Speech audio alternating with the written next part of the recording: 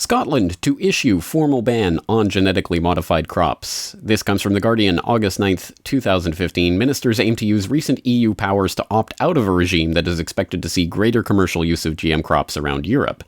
The long story short here, for those who don't know, is that there have been recent changes to EU law that allow countries across the EU to allow GM crops to be planted in their territory in contravention of long-term and widespread bans on GM crops in Europe. So that's all being turned around at the behest of industry, biotech, and other industry, agribusiness industry. And that is basically opening the floodgates. And in London, the government at Westminster is already signaled that they plan to allow cultivation of GM crops, such as oilseed rape in England, despite opposition from consumers and environmental groups. So basically, despite everyone's opposition, we're going to do it anyway because it benefits our biotech cronies. And that's exactly what's happening now. But in contravention of that trend, there are countries like Scotland that are stepping up to the plate to say that they are going to continue a blanket ban on GM crops. More information can be gleaned from news.scotland.gov.uk, where Rural Affairs Secretary Richard Lochhead has talked about this genetically modified crop ban, why it is in place, and how they're going to continue to use the precautionary principle in relation to GM crops, and intend to take full advantage of the flexibility allowed under these new EU rules to ban GM crops from being grown in Scotland. So, all of you whiskey drinkers out there, please raise a glass of scotch. For the meat eaters, please raise a forkful of Aberdeen Angus beef, although make sure it's actually from Scotland, and celebrate. This is cause to celebrate, and for those who don't know why this is cause to celebrate, well, obviously there is growing concern, even among the scientific elite, about the various types of ways that genetic modification is happening, not only in crops, but now even in wildlife, with gene driving, like we talked about in a recent New World Next Week, and a warning letter that has been written by various scientists, basically saying that this is very likely to produce some extremely large and uncontainable consequences for the environment. So there are things like that. But of course, more importantly, I think, is the fact that the entire gene revolution, as it's called, as opposed to the green revolution of the agribusiness world, the gene revolution of the biotech industry was funded, demonstrably funded into existence by hundreds and hundreds and hundreds of millions of dollars in grants from the Rockefeller Foundation, the Ford Foundation, the Bill and Melinda Gates Foundation, the other big name foundations by the big name oligarchs who serve to benefit from this system in a number of different ways, not only the various ways that they can control the food supply, generally speaking, with it, but of course also the profit incentive of Terminator seeds and all of that type of technology. So all of that is reason why we should be cautious and should be applauding countries like Scotland in their GM crop bans. I will have more to say about the business of biotech in this weekend's International Forecaster, but let's just highlight some of the other data points in this trend. For example, last year we saw Russia will not import GMO products, where we had Prime Minister Dmitry Medvedev talking about how this is a big country and we don't need to grow genetically modified foods. We have enough space and resources to produce organic food. The money quote here: if the Americans like to eat GMO products, let them eat it then. We don't need to do that. We have enough space and opportunities to produce organic food. So there are countries like Russia and others that have banned and implemented various types of bans and restrictions on GMO foods.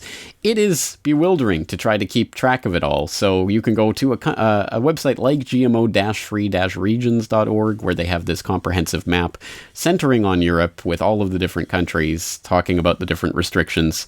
So for example, excuse me, if you click on Portugal, you can find the 3 regions that have declared themselves GMO-free and the 27 municipalities all over Portugal that have passed GMO-free declarations, and you can find information and maps and links to actual institutions and legislation.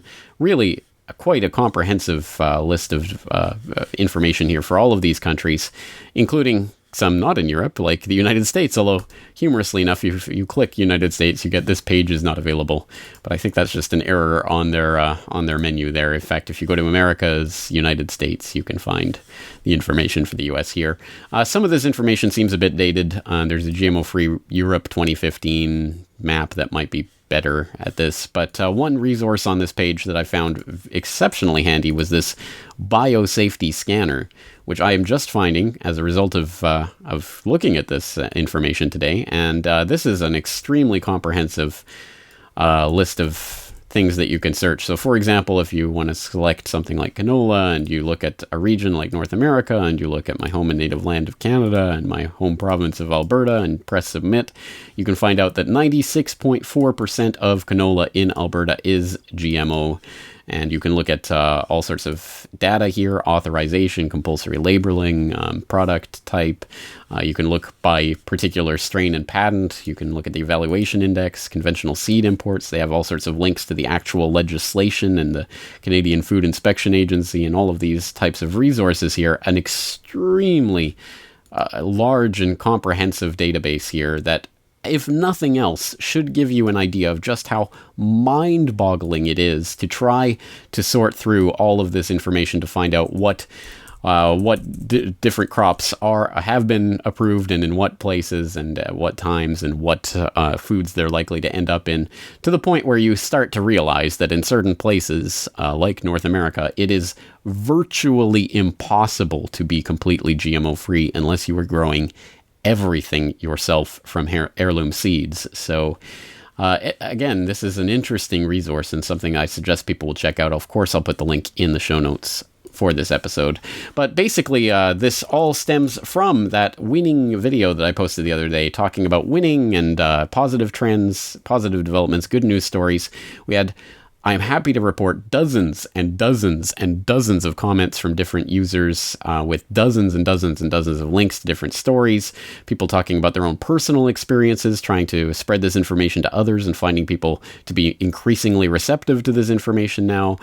We have some counterintuitive examples of people pointing out bad things that are happening and how that can actually be a flip side good, because the more tyrannical these governments get, the more people and the quicker people around them wake up. So we saw, for example, some talk about SB 277 in California, I believe it is, and other legislation. So lots of things going on all around the world to celebrate, to applaud, to be thankful for, to be positive about. But this particular story caught my eye. I like the specificity of it and the fact that it is part of an important and long-term trend that we need to support. I mean, obviously, there's still a lot more work that needs to be done on the GMO front. So my hat's off to Info9 for providing this story, as well as Sal Jorge also provided a link to this story, and I is Bloke also provided a link to this story. All three of them providing different links to the same news story. So all three of them will be declared the co-winners of this contest. Again, I appreciate every single comment that came in from every single user. And I really do suggest that you check out that thread if you haven't yet done so. A big pat on the back to everyone who participated in it. All of you are winners, but in a more literal, real sense, Info9, Sal Jorge, and I as Bulk are the winners of the contest. So I will get in touch with them about their winning Corbett Report DVD. All right, once again, something to applaud, something to be thankful for. If you have more ideas for winning stories, positive developments, things of that nature, you can, of course, always send them our way to myself and or James Evan Pilato at MediaMonarchy.com via Twitter, through the Good News Next Week hashtag, or through our respective contact forms or email addresses. Please do keep the good news stories coming in. We do try to highlight something every single week that is a positive development, because, again, all doom and gloom all the time is not good for our psyche, and it is important that we do look to and applaud and celebrate and try to emulate these types of victories when they happen. Again, a lot more work to be done on the GMO front, but we will continue to do so. Keep an eye out for my International Forecaster this weekend, where I talk about the business of biotech.